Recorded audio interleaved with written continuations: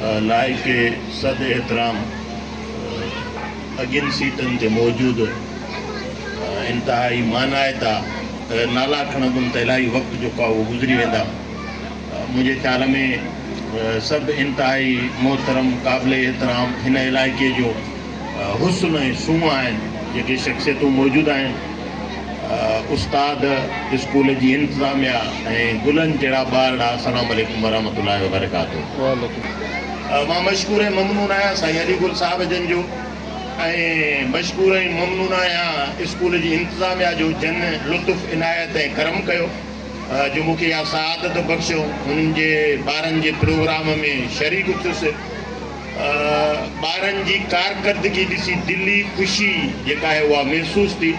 इंशाअल्लाह दुआ आहे त असां हिननि गुलनि जहिड़नि ॿारनि जी बहितर तरबियत करे मुआशिरे खे भला इंसान ॾींदासीं ताकी असांजो मुआशिरो जेको आहे उहो तरक़ी करे सघे। असांखे सोचणु घुरिजे त इहो असां सकाफ़त कयूं था, आख़िर सकाफ़त आहे छा? असां इलाही ॾींहंनि खां ही सिंध जे मीडिया जे दोस्तनि लुत्फ़ इनायत ऐं महिरबानी कई जो डिसंबर में मुंहिंजे ख़्याल में जेको आहे उहो टोपी ऐं अजरक जो ॾींहुं जेको आहे उहो मल्हायूं, इन जी इब्तिदा कयूं ऐं असां बि सम्झोसीं त इहो टोपी अजरक ई असांजी सकाफ़त आहे। मां मुंहिंजी ख़िदमत में अर्ज़ु थो कयां त टोपी अजरक वाक़ई असांजी सकाफ़त आहे, लेकिन इहो असांजे सकाफ़त जो हिकिड़ो ऐं तमामु नंढड़ो जुज़ आहे। सकाफ़त बुनियादी तौर ते चइबो छा खे आहे? सकाफ़त क़ौमुनि जी सकाफ़त हीअं ठहंदी आहे त पहिरियों छा था, कीअं था पहिरियों, हिकिड़ी सकाफ़त इहा आहे। सकाफ़त इनखे चइबो आहे त रहनि कीअं था, रहणी करणी कीअं अथनि, घर कीअं था ठाहिनि। सकाफ़त इनखे चइबो आहे त कमु कहिड़ो था कनि, किर्त छा अथनि, संदन रोज़गार जो जेको आहे उहो तरीक़ेकार ऐं ज़रियो छा आहे। सकाफ़त इहा आहे त ॻाल्हाइनि कीअं था, संदन उथणी वेहणी रहणी कहणी। सकाफ़त इहा आहे त खाइनि कीअं था। इन जे करे सिर्फ़ु सकाफ़त जे हिकिड़े पहलूअ खे, ऐं इहो पहलू बि सच पुछो त सिंधुनि जी सकाफ़त जो इहो पहलू बि दरख़्वास्त आहे। छो त ही जेका टोपी आहे न, इहा टोपी शराफ़त जी अलामत आहे।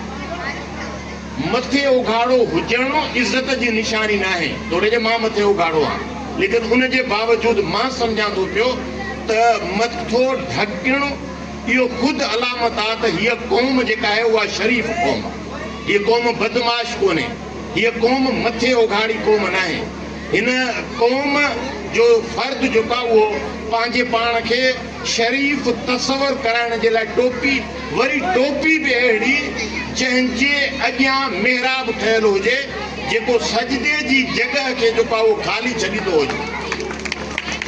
क़स्म ते हिकिड़ो दफ़ो गौर कयो न त इहा सिंधी टोपी में अॻियां मेहराब थी सघे थो सभई सिंधी निमाज़ न पढ़ंदा हुजनि, लेकिन इहो मेहराब ख़ुदि अलामत आहे। छाजी अलामत आहे? ताकी सजदे जी जॻह ख़ाली हुजे। पोइ सजदो छाजी अलामत आहे? सजदो अलामत आहे पंहिंजे पाण खे रब जे साम्हूं बानो तसवर कराइण जे लाइ, बंदो ऐं बंदगी करण जे लाइ, पंहिंजे लाइ इहो तय करण जे लाइ त वॾी ज़ात तुंहिंजी आहे, मां नंढो आहियां, जे तुंहिंजे अॻियां झुकां थो। इन जे करे मां जी ख़िदमत में अर्ज़ु थो कयां त टोपी सकाफ़त आहे इन एतबार खां त माण्हूअ में न्याज़ ऐं निवड़त पैदा थिए, माण्हूअ में जेको आहे उहो वॾाई ऐं गुरूर तकबुर जेको आहे उहो न अचे, ताकी माण्हू पंहिंजे पाण खे सिंधी टोपी पाए शराफ़त जी अलामत ज़ाहिर करे ऐं हर कंहिंजे अॻियां इहो साबित करे त मां मग़रूर न आहियां, मां मुतकब्बिर न आहियां, मां पंहिंजे पाण खे वॾो नथो सम्झां। मुंहिंजे मथे ते जेका टोपी आहे, जेको सजदो में मां पेशानी झुकायां थो, इहा टोपी ख़ुदि अलामत आहे त मां जेको आहे उहो बंदो ऐं बानो, गुलाम ऐं नौकर जेको आहियां, जेको माण्हुनि जी ख़िदमत में जेको आहे उहे इज़त ॾियण में जेको आहे उहो मथां हुजे। इन जे करे मां वञी ख़िदमत में अर्ज़ु थो कयां इहा सिंधी टोपी ख़ुदि जेका उहो कलाम जी कमाल जी सकाफ़त आहे। इन ते गौर करणो पवंदो।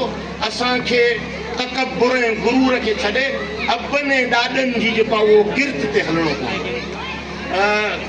ही लिबास जेको हिकिड़ी सकाफ़त आहे, इन सकाफ़त खे उजागर करणु घुरिजे। लिबास अहिड़ो न हुजे, ही अरब में तव्हां ॿुधो हूंदो न, अरब में ही निमाज़ पढ़नि था न, निमाज़ में चवंदा बाबा जेको बि लिबास पहिरियो अथव उनखे थोरो मथे कयो ताकी भेदी ज़ाहिर थिए।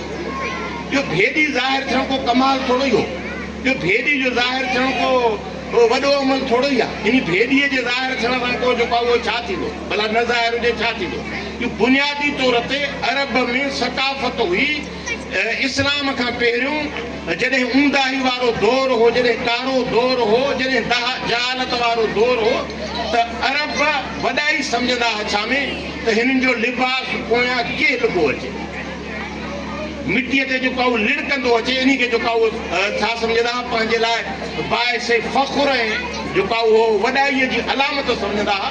इन जे करे वॾाई सिर्फ़ु सुम्हे थी मालिक हक़ीक़ी खे, वॾाई सिर्फ़ु सुम्हे थी ख़ालिक हक़ीक़ी खे, वॾाई सिर्फ़ु सुम्हे थी रब्बुल आलमीन खे। असां जीअं त मख़लूक आहियूं, इन जे करे असां ऐं मौला अली अलैहिस्सलाम कमाल जो जुमिलो चयो, जंहिंजी इब्तिदा नजिस पाणी ऐं मिटी सां थिए, जंहिंजी इंतिहा जेका आहे उहा क़ब्र में हुजे, उहो छा ते मुतकब्बिर आहे। जंहिंजो पहिरियों तड़ जेको आहे उहो पाण न ॾेई सघे, जेको आख़िरी तड़ पाण न करे सघे, उहो छो मुतकब्बिर आहे। इन जे करे हिकिड़ी सकाफ़त वॾाई जी निशानी हूंदी आहे। असांजी सकाफ़त, सिंधियुनि जी सकाफ़त जेका आहे उहा अहिड़ी सकाफ़त आहे जेका पंहिंजे पाण में न्याज़ ऐं निवड़त हेठां ईअं जेको आहे उन खे ज़ाहिर करे थी पई। इन जे करे इहा टोपी पाए असांखे मुतकब्बिर न थियणो पवंदो, टोपी पाए पाण खे वॾो न सम्झणो पवंदो। इहा टोपी अलामत आहे त असां माण्हुनि जी इज़त कयूं, इहा टोपी अलामत आहे त असां माण्हुनि खे इंसान सम्झूं, इहा टोपी अलामत आहे त कंहिं ॾाढे जे अॻियां न झुकूं, इहा टोपी अलामत आहे त ग़रीब खे मक़ाम हैसियत ॾियूं, इहा टोपी अलामत आहे त इज़त जा मयार तब्दील कयूं, इहा टोपी अलामत आहे त किरदार खे जेको आहे उहो इज़त ॾियूं, ताकी जेको आहे उहो असांजे लिबास मां झलक अचे त हिननि जी सकाफ़त इंसान साज़ सकाफ़त आहे। इन करे मां जी ख़िदमत में रुको कयां, कसम ते ही लिबास जी सकाफ़त बि जेका आहे उहा कमाल जी सकाफ़त आहे। ईअं वरी मां जी ख़िदमत में रुको कयां, साईं सुवाल पुछियो, नंढड़ी जवाबु ॾिनो, ॾाढो कमाल जी ॻाल्हि जेका आहे उहो थी आहे सिंधी अल्फाबेट में 52 लफ़्ज़ आहिनि, अखर आहिनि, 52 अखर आहिनि। मां दावा सां चवां थो, जेतिरे क़दुरु मूंखे ख़बर आहे, मुमकिन आहे जेको आहे उहो मुंहिंजी ख़बर अधूरी हुजे, मां दावा सां चवां थो त कंहिं ॿोलीअ में एतिरी वुसत न आहे जंहिंजा अखर 52 हुजनि। मां जेतिरे क़दुरु मुतालियो कयो आहे, अरबी हुजे, फारसी हुजे, अंग्रेज़ी हुजे या जेका उहो का ॿी ॿोली हुजे, उन ॿोलीअ में वुसत न आहे जे एतिरा अल्फाबेट में एतिरा अखर जेके आहिनि उहे हुजनि। पोइ इहो अल्फाबेट में अखर अॼु थोरी ठाहिया, इहे असांजे वॾनि ठाहिया, इहे असांजे अबनि ॾाॾनि पड़दाॾनि ठाहिया आहिनि। जन ॿोलीअ में 52 अखर ठाहिया आहिनि। इतां सम्झ में अचे थी पई त सिंधियुनि जी सकाफ़त इल्म जी सकाफ़त आहे। जेकॾहिं को सिंधी जाहिल रहिजी थो वञे त चइबो ही पंहिंजी सकाफ़त विसारे वेठो आहे, जंहिंजे करे जेको आहे उहो जाहिल रहिजी वियो आहे। इन करे ज़रूरत हिन उमिरि जी आहे त असांखे हिननि स्कूलनि जे प्रोग्रामनि में पंहिंजे अबनि ॾाॾनि जी सकाफ़त खे ज़िंदा करण जे लाइ अबनि ॾाॾनि जो जेको किरदारु आहे उहो दुनिया जे साम्हूं पेश करणो पवंदो, ताकी अबनि ॾाॾनि जे किरदार जा मुती ऐं उन तहत असां ज़िंदगी गुज़ारण जे लाइ जेको आहे इब्तिदा करे सघूं। मशहूर ऐं ममनून आहियूं मीडिया जे उन्हनि दोस्तनि जा जन सकाफ़त जो ॾींहुं रखियो। ज़रूरत हिन उमिरि जी आहे त हिन क़िस्म जे तालीमी इदारनि में अहिड़ी सकाफ़त जी ॻाल्हि थिए जेका सकाफ़त असांजे जेको आहे उहो असांजे लाइ जेको आहे उहो बाइसे फ़ख़्र हुजे। इन करे मां जी ख़िदमत में अर्ज़ु थो कयां, असांजी सकाफ़त इल्म जी सकाफ़त, असांजी सकाफ़त ॾाह जी सकाफ़त आहे। असांजियूं कसम ते सची पुछो, थी सघे थो असां चऊं त हींअर असां तरक़ी कई आहे, लेकिन जेकॾहिं गौर ऐं वीचार कंदो त वॾनि जे पहाकनि जी सूरत में जेको आहे उहो ज़िंदगी गुज़ारण जा उसूल तव्हांखे जेको आहे उहो मिली वेंदा। उन्हनि पहाकनि जे मुक़ाबले में भेट में अॼु असां हिकिड़ो पहाको जेको आहे उहो न ठाहे सघियाऊं। उन्हनि पहाकनि ते जेका उहो वेही हिननि सकाफ़त जे ॾींहंनि में गौर ऐं वीचार कयूं। उहे सकाफ़त वारा पहाका जेके आहिनि उहे ख़ुदि अलामत आहिनि त असांजो जेको अबो ॾाॾो हो उहो ॾाहो, उहो आलिम हो, उहो इल्म खां जेका उहो वाक़ुफ़ हो, उनखे ज़िंदगी गुज़ारण जा तौर ऐं तरीक़ा ईंदा। इन करे सकाफ़त असांजी सकाफ़त इल्मी सकाफ़त आहे। 5000 साल पुराणी मूं हिन जे दड़े जी ॻाल्हि कईसीं। मूं हिन जे दड़े में जेका खोटाईअ खां पोइ जेका शहर जी हालत आहे, उहा हालत जेका आहे उहा असांखे छा थी सेखारे पई, उहा असांखे छा थी ॿुधाए पई। इहो शहर जी हालत असांखे ॿुधाए थी पई त असां मनसूबा बंदि क़ौम हुआसीं। असां शहर तरतीब इन नमूने सां ॾिनोसीं जे घिटियूं साफ़ हुयूं। असां शहर तरतीब इन तरीक़े सां ॾिनोसीं जो असां वटि अॼु खां 5000 साल पुराणो जेको आहे उहो निकासी आब जो निज़ाम हो। पोइ 5000 साल पुराणी सकाफ़त तुंहिंजी हुजे जंहिंमें घिटी साफ़ हुजे, जंहिंमें नालीअ मां पाणी जेको आहे उहो निकिरंदो हुजे। हाणे जे मुंहिंजे घर जे ॿाहिरि जेको आहे उहो घिटी साफ़ आहे त कसम ते मूंखे शर्म करणु घुरिजे त मुंहिंजे अबनि ॾाॾनि जी सकाफ़त सफ़ाई हुई जेको निस्फ़ ईमान आहे। ऐं मुंहिंजी सकाफ़त इहा आहे त मां पंहिंजे घर जे ॿाहिरि गंदगी उछलाए, गंदगी फैलाए ऐलान थो कयां पियो त मां पंहिंजे अबनि ॾाॾनि जी सकाफ़त खे विसारे वेठो। वरी उमेद कंहिं मां रखी आहे? उमेद हुकुमराननि मां।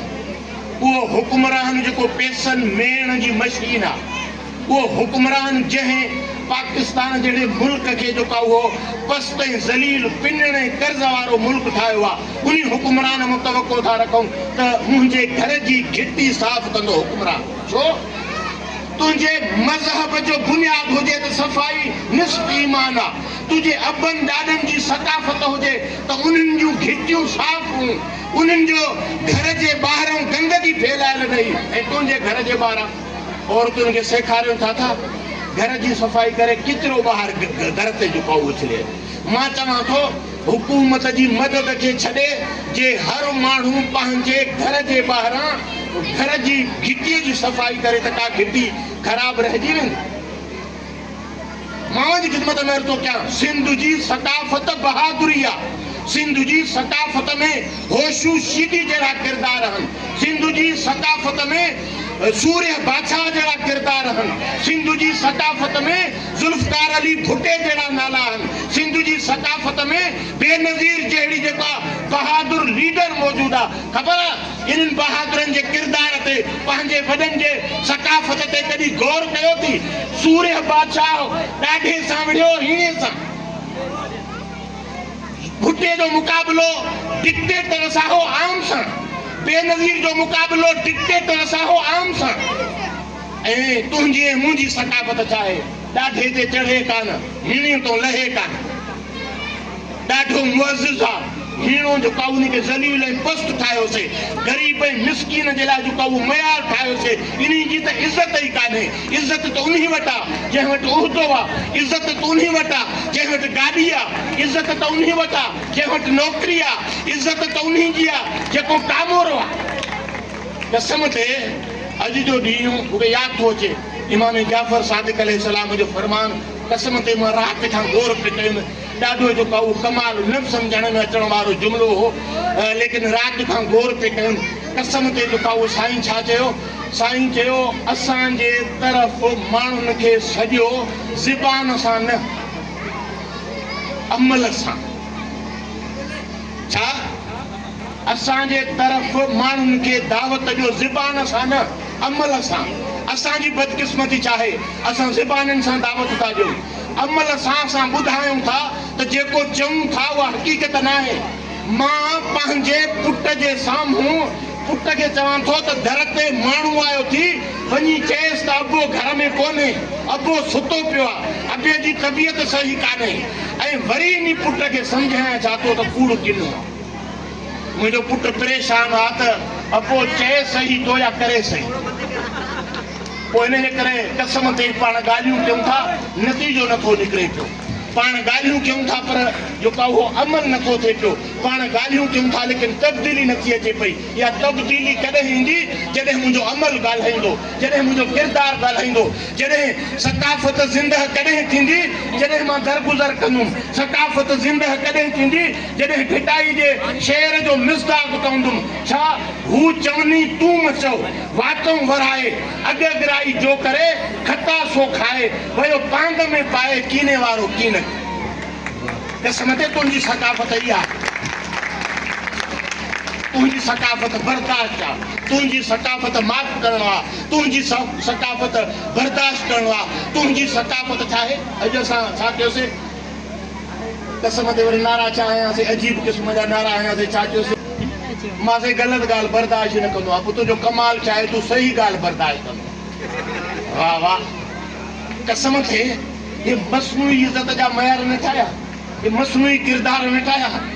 तुंहिंजो कमाल कहिड़ो आहे जो तूं सही ॻाल्हि खे तो बर्दाश्त करे। कमाल त तॾहिं थी जॾहिं ग़लति ॻाल्हि खे बर्दाश्त करे। तुंहिंजे वॾनि में त साहब हुई, तुंहिंजे वॾनि में त इंकिसारी हुई, तुंहिंजे वॾनि में। कसम ते ही शादी जी रस्म ॾेखारियव न, मूंखे यादि आयो शादी में मन ठाहींदो हो, शादीअ में तारीख़ ॿधंदो हो, शादीअ जी तारीख़ में लिस्ट ठाहींदो हो, केरु काविड़ियल आहे, जंहिंखे परचायां, जंहिंखे मिंथ कयां, जंहिंखे ठाहियां, जंहिंखो माफ़ी वठां, जंहिंखे पंहिंजे ख़ुशीअ में जेका उहो शरीक कयां। इहा तुंहिंजी सकाफ़त हुई। अॼु छा आहे, अचे त अचे न त आऊं खे चढ़े, मुंहिंजो मिंथ करे साऊं। असां वटि चाचो ऐं भाटिया विढ़ियल आहे। पोइ हो भाटे कई शादी, चाचो खाएसि कोन पियो। असां उहो चाचे खे चिड़ाइण जे लाइ चयोसीं त तुआरो भाटियो चए थो त मां तोॾे क़ुरान खई न। भाटे जी चाचो करे पियो शादी, भाटियो न पियो खाए। असां चाचे खे चिड़ाइण जे लाइ चयोसीं त तुंहिंजो भाटियो चए थो त जे तूं गाॾी क़ुराननि जी भरे अचे तॾहिं बि मां तुंहिंजी शादी न खाईंदुमि। कसम ते चाचे छा चयो ख़बर अथव, चए मां सिपारी कोन खणी वञा वरी गाॾी घुराईंदुमि। इहो इहा असांजी मौजूदु हालत आहे। असांजी पुराणी सकाफ़त छा हुई, असांजी वेठो आहे शादीअ में माइटनि खे मञराईंदा हुआसीं, उन्हनि खे जेको उहो मिंथ कंदा हुआसीं, उन्हनि खे अची रातियूं रहाईंदा हुआसीं, उन्हनि जी ख़िदमत कंदा हुआसीं। कसम ते तुंहिंजो खाधो छा हो। कल्ह टियों जेका उहो ज़ाल सां मुंहिंजी सां जेका उहो बेस पहिरियो गेह ते, गेह जेको आहे गेह डालडा न, जेको ठाहियूं था देसी गेह, जहिड़ो छा त पहिरियों मां पे चयो हिनखे सिंधी गेह। त मुंहिंजी ज़ाल चयो त पोइ पंजाब में जेकॾहिं इहो माल वारो गेह हुजे त पोइ पंजाबी गेह हूंदो। जिते सिंधी आहे हुते पंजाबी हूंदो, बलोचनि वटि इहो गेह बलोची हूंदो, पठाणनि वटि इहो गेह पठाण हूंदो। कसम ते ईअं बेस कंदे कंदे मां चयुमि त इन्हनि खे देसी गेह बि चवंदा। मां ॿियो चयुमि, छा चयुमि त हिनखे सचो गेह चवंदा आहिनि। छा हिनखे चवंदा आहिनि सचो गेह। तुंहिंजो अबू ऐं ॾाॾो त खोराक सकाफ़त छा आहे, खाइण पीअण। तुंहिंजो अबू ऐं ॾाॾो त सचो खाईंदो, तुंहिंजो अबू ऐं ॾाॾो त हलाल खाईंदो, तुंहिंजो अबू ऐं ॾाॾो त असली खाईंदो। तूं नकुली कीअं थो खाए।